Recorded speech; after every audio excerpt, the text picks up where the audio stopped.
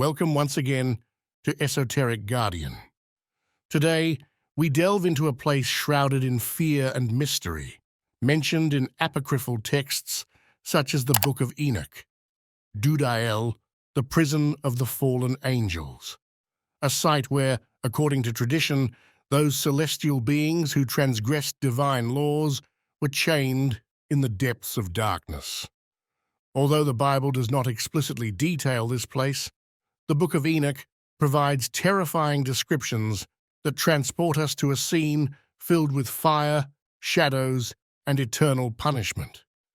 But what led these angels to be exiled? What is this place truly like? Get ready, because today we venture into one of the darkest aspects of Judeo-Christian tradition. Approximately 5,000 years ago, during the antediluvian era, a group of 200 angels descended to Earth with a clear mission: to observe and guide humanity in its development. They were known as the Watchers, celestial beings tasked with watching over mankind without interfering. But something went terribly wrong. According to the Book of Enoch, these angels did not merely witness the rise of civilization. They became fascinated by human women. Their leader, Semyaza, convinced his brethren to swear an oath. They would descend together and take human wives. This decision meant directly defying divine law, yet they did it anyway. From their union came the Nephilim, giant beings with supernatural abilities. These entities are said to have been violent, predatory, and a destructive force upon humanity. But this is where the story becomes controversial. Some texts claim that Azazel, one of the most influential Watchers, taught humans advanced knowledge: metallurgy, astronomy, herbalism, and the art of war. To many, this act was seen as a rebellion that led to humanity's moral collapse. However, others argue that these angels were not corruptors, but bearers of wisdom, trying to free humanity from the ignorance imposed by God. The situation spiraled out of control. God saw that the earth had fallen into chaos and ordered divine intervention. Michael, Gabriel, Raphael, and Uriel were sent to capture the Watchers and eradicate the Nephilim. Azazel was the first to be judged, and his punishment was severe. The remaining Watchers met the same fate. Some were sentenced to 10,000 years of imprisonment, while others, according to certain texts, were exiled to different dimensions or planes of existence. And here arises the ultimate question: were the Watchers truly villains, or were they attempting to accelerate human development? If the knowledge they provided was so dangerous, why did it become the foundation of all great civilizations? This event stands as one of the earliest great rebellions recorded in Judeo-Christian tradition. It was a harsh, exemplary punishment, yet its legacy still lingers, leaving us to wonder: did humanity lose its greatest chance to access forbidden knowledge, or was it saved from its own destruction? The punishment of the fallen angels was not death. It was something far worse: a sentence from which they would never find rest, a torment designed not just to imprison them, but to erase what they once were. Dudael is not merely a place of confinement. It is a conscious prison, an abyss that writhes in the bowels of the earth, sealed with a darkness so dense that it devours all light. The archangel Michael was commanded to seize Azazel and cast him into this bottomless pit, where the flames do not consume flesh, but devour the soul, where the rock is not stone, but living blades that tear without end, and where time does not move forward. It only repeats in an infinite cycle of agony. But the fire is not the worst part, nor is the silence, not even the despair. What truly makes Dudael a fate worse than non-existence are its guardians, beings that are neither demons nor angels, nor anything that can be understood by the human mind. They feel no emotion, no rage, no pleasure in what they do, because they are not living entities in any traditional sense. They are pure manifestations of torment. Some have called them the wardens of the void, the eons of perpetual sorrow, the defilers of silence, and those who have tried to describe them have gone mad, incapable of putting into words what they saw. Their forms are not fixed. They shift constantly, fracturing into impossible limbs, torsos bending in multiple directions, countless eyes opening and closing in places where they should not exist. One of them, the guardian of the threshold, is described as an entity that does not walk but glides over the ground of Dudael, leaving behind a trail of liquid shadows. Its face is a smooth slab of stone, featureless, yet a deep crack runs through it. A crack that widens each time a condemned soul screams, absorbing their wails into its abyss. Others, like the lamenters, have no form of their own. They are nothing but mouths, piled upon one another in a pulsating mass, crawling among the prisoners, whispering their own screams in an endless echo of suffering. The punishments in Dudael are not physical, for the flesh has no meaning here. Instead, the condemned are stripped of the ability to forget. Every second of their existence is a reminder of the mistake that led them here. They cannot sleep. They cannot close their eyes. They cannot even escape into the mercy of unconsciousness. Those who try to resist are dragged by the guardians into the depths of the abyss, where lies the pit of 1,000 faces, a gaping fissure at the prison's center. From it, visions emerge, reflections of their own sins, rising from a tide of liquid shadow. They take the form of those they betrayed, those they condemned with their actions. Here, the fallen angels do not just suffer. They are forced to confront their guilt, to relive it over and over again, with no hope of redemption. And the worst part? Dudael is not just a place of punishment, it is a place of waiting. The fallen caste here are not meant to remain in this abyss forever. Their sentence is only a prelude to something even worse. Because according to prophecy, on the day of final judgment, they will be dragged from their prisons and cast into the lake of fire, where the torment of Dudael will seem merciful in comparison.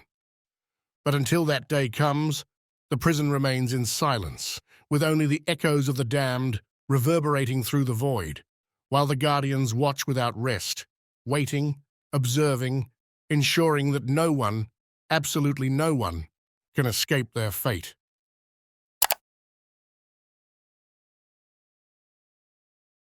The punishment of the fallen angels was not the only one.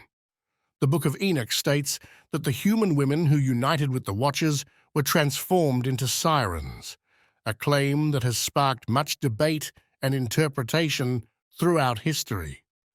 In Greek mythology, sirens were hybrid creatures, sometimes depicted with the bodies of birds, other times with the tails of fish, but always possessing one defining trait: their ability to seduce and lead men to ruin.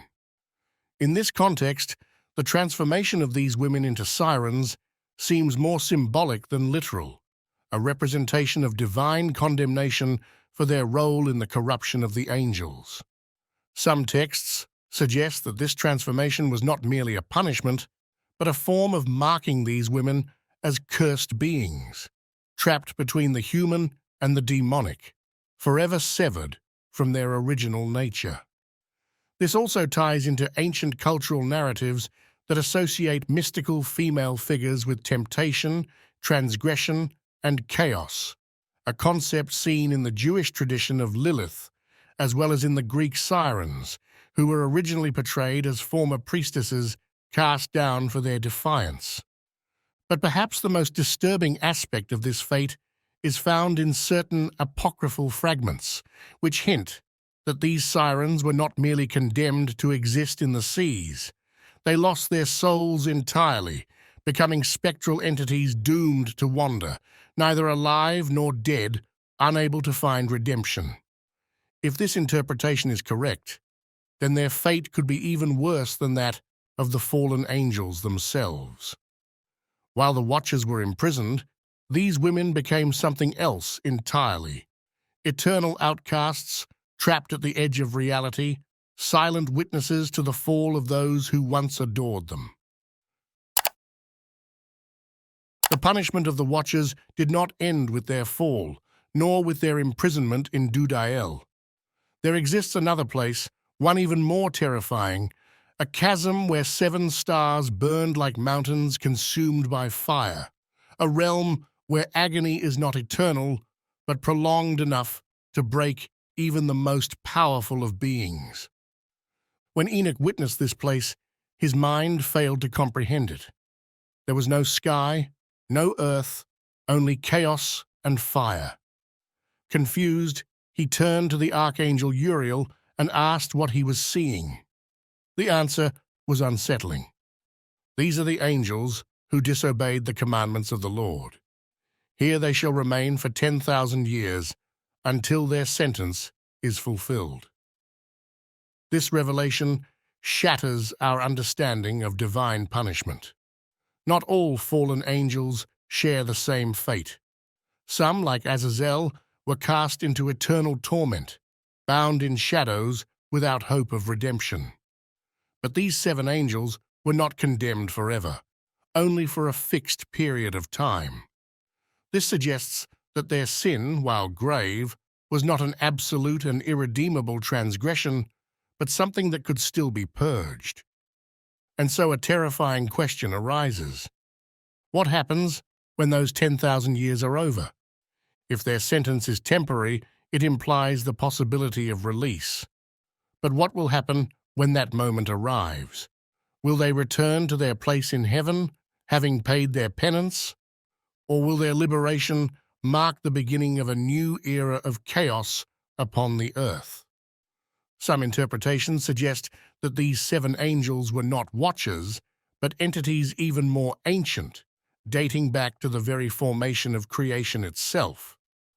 According to certain esoteric traditions, they may have been guardians of primordial knowledge, who, upon challenging divine laws, were punished but not destroyed, because their very existence remains necessary for the cosmic order.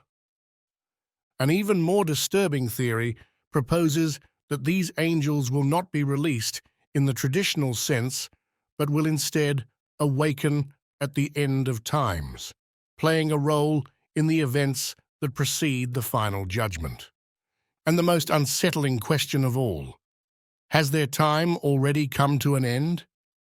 If Dudael has ever trembled, if the earth has ever felt its breath grow shallow, if shadows seem to shift without reason in the forgotten corners of the world, is it because the prison is weakening?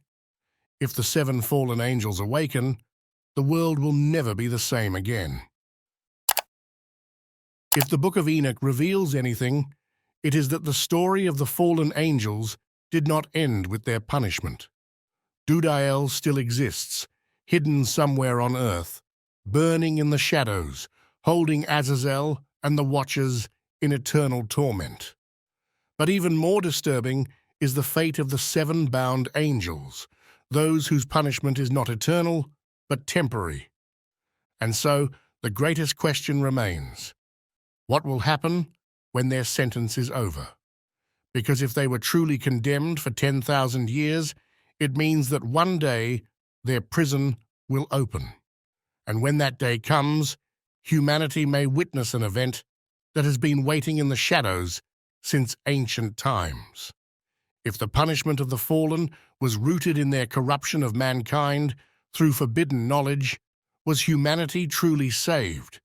Or was it deprived of its own evolution? If the Watchers sought to free humanity from divine control, were they redeemers or traitors? And if those sentenced to temporary imprisonment return one day, will they bring destruction, or will they be the heralds of a new order? The Book of Enoch is not just a cornerstone of Judeo-Christian mythology, it is also a warning. It speaks of what happens when cosmic laws are challenged, when higher beings succumb to temptation, And when divine punishment is more than just condemnation, it is a structure that maintains the balance of the universe. But perhaps the most unsettling thought is that although most religions have abandoned these accounts, the world keeps moving forward. And if those who were sentenced still exist somewhere, then it is not impossible that one day their story will collide with ours once again. If you enjoyed this video, consider subscribing and sharing your thoughts in the comments. Do you think the fallen angels were justly punished, or was their fate unfair? Could it be possible that they may one day return? The conversation remains open. See you in the next video.